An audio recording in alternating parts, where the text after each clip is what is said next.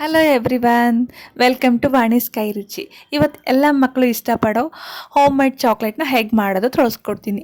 ನಾನು ನಮ್ಮನೇಲಿರೋ ಡ್ರೈ ಫ್ರೂಟ್ಸ್ಗಳನ್ನ ತೊಗೊಂಡಿದ್ದೀನಿ. ನಿಮ್ಮನೇಲಿ ಯಾವ್ಯಾವ ಇದೆಯೋ ಎಲ್ಲ ಡ್ರೈ ಫ್ರೂಟ್ಸ್ಗಳನ್ನ ತೊಗೊಳ್ಳಿ. ಸ್ವಲ್ಪ ಫ್ಲೇವರಿಗೆ ಕೊಕ್ಕೋ ಪೌಡರ್ ಮತ್ತು ಏಲಕ್ಕಿ ಪುಡಿನ ಯೂಸ್ ಮಾಡ್ತಿದ್ದೀನಿ.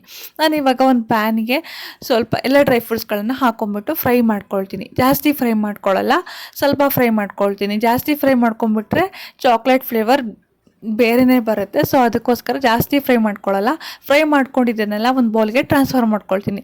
ಮತ್ತು ಅದೇ ಪ್ಯಾನ್ಗೆ ಒಂದು 2 ಸ್ಪೂನಷ್ಟು ನಾನು ಬೆಲ್ಲ ಯೂಸ್ ಮಾಡ್ತೀನಿ. ಜಾಸ್ತಿ ನೀರು ಹಾಕ್ಕೋಬೇಡಿ, ಒಂದು 2 ಸ್ಪೂನಷ್ಟು ನೀರು ಹಾಕಿ ಸ್ವಲ್ಪ ಕರಗಿಸ್ಕೊಳ್ಳೋಣ.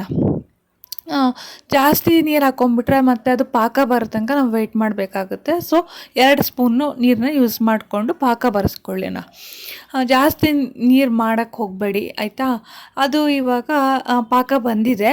ನಾನಿವಾಗ ಒಂದು ಮಿಕ್ಸಿ ಜಾರ್ ತೊಗೊಂಡು ಡ್ರೈ ಫ್ರೂಟ್ಸ್ ರೋಸ್ಟ್ ಮಾಡ್ಕೊಂಡಿದ್ದನ್ನು ಹಾಕ್ಕೊಳ್ತೀನಿ. 1 ಟೇಬಲ್ ಸ್ಪೂನಷ್ಟು ನಾನು ಕೊಕ್ಕೋ ಪೌಡರ್ನ ಯೂಸ್ ಮಾಡ್ತೀನಿ ಫ್ಲೇವರಿಗೋಸ್ಕರ. ಜಾಸ್ತಿ ಹಾಕ್ಕೋಬಾರ್ದು, ಜಾಸ್ತಿ ಫ್ಲೇವರ್ ಆಗಿಬಿಟ್ರೆ ತಿನ್ನೋಕ್ಕಾಗೋದಿಲ್ಲ ಚಾಕ್ಲೇಟ್ಸ್ಗಳು. ಸೊ ಸ್ವಲ್ಪ ಏಲಕ್ಕಿ ಪುಡಿ ಮತ್ತು ಕೊಕ್ಕೋ ಪೌಡರ್ನ ಹಾಕ್ಕೊಂಡು ಸಣ್ಣಗೆ ರುಬ್ಕೊಂಡಿದ್ದೀನಿ. ಈಗ ಬೆಲ್ಲ ಕರಗಿಸ್ತಾ ಇದ್ವಲ್ಲ, ಆ ಪ್ಯಾನಿಗೆ ನಾನು ಇದು ರುಬ್ಬಿಟ್ಕೊಂಡಿದ್ದು ಹಾಕ್ತಾಯಿದ್ದೀನಿ. ಹಾಕಿಬಿಟ್ಟು ಚೆನ್ನಾಗಿ ಕೈ ಆಡಿಸ್ಕೊಳ್ಳೋಣ. ಸ್ವಲ್ಪ ತಣ್ಣಗಾದ ಮೇಲೆ ನಾನು ಸಣ್ಣ ಸಣ್ಣ ಉಂಡೆಗಳನ್ನೆಲ್ಲ ಮಾಡಿ ಇಟ್ಕೊಳ್ಳೋಣ. ಸಣ್ಣ ಸಣ್ಣಗೆ ನಿಮಗೆ ಚಾಕ್ಲೇಟ್ ಯಾವ ಸೈಜಲ್ಲಿ ಬೇಕೋ ಆ ಸೈಜಲ್ಲಿ ಮಾಡ್ಕೊಳ್ಳಿ. ನನಗೆ ಈ ಸೈಜಲ್ಲಿ ಸಾಕು, ನನ್ನ ಮಗ ಚಿಕ್ಕವನು, ಸೊ ಅದಕ್ಕೆ ಅವನಿಗಿಷ್ಟು ಸಾಕು ಅಂದ್ಕೊಂಡು ನಾನು ಇಷ್ಟು ಮಾಡಿಟ್ಟಿದ್ದೀನಿ ಈ ಸೈಜಲ್ಲಿ. ನೋಡ್ತಾ ಇರ್ಬೋದು ಚಾಕ್ಲೇಟು ಎಷ್ಟು ಚೆನ್ನಾಗಿ ಬಂದಿದೆ. ಸ್ವಲ್ಪ ಡ್ರೈ ಆಗಲಿ ಅದು, ಯಾಕೆಂದರೆ ಬೆಲ್ಲ ಪಾಕದಲ್ಲಿ ಮಾಡಿರೋದಲ್ವ. ಸೊ ಚಾಕ್ಲೇಟು ಸ್ವಲ್ಪ ಡ್ರೈ ಆಗಲಿ. ಡ್ರೈ ಆಗಿದೆ ನೋಡಿ, ತಟ್ಟೆಲ್ಲ ಬಿಟ್ಕೊಂಡಿದೆಯಲ್ಲ, ಸೊ ಡ್ರೈ ಆಗಿದೆ. ಇವಾಗ ಈ ಥರ ರ್ಯಾಪರ್ಸ್ಗಳು, ಗಿಫ್ಟ್ ಕೊಟ್ಟಿರೋ ರ್ಯಾಪರ್ಸ್ಗಳಿರುತ್ತೆ, ಅಥವಾ ಶಾಪಲ್ಲೇ ಸಿಗುತ್ತೆ. 5 ರುಪೀಸಿಗೆ ಒಂದು ಶೀಟ್ ಅನಿಸುತ್ತೆ. ಈ ಥರ ಚಾಕ್ಲೇಟ್ ಮಾಡೋಕ್ಕೆ ನಾನು ಇದನ್ನು ಶೀಟ್ ಯೂಸ್ ಮಾಡ್ಕೊಳ್ತಾ ಇದ್ದೀನಿ.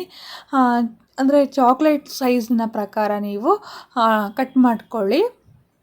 ನಾನು ಸಣ್ಣ ಚಾಕ್ಲೇಟ್ಗಳು ಮಾಡಿರೋದಕ್ಕೆ ಉದ್ದ ಒಂದು ಲೈನ್ ತೊಗೊಂಡು ಸ್ಕ್ವೇರ್ ಶೇಪಲ್ಲಿ ಕಟ್ ಮಾಡ್ಕೊಳ್ತೀನಿ.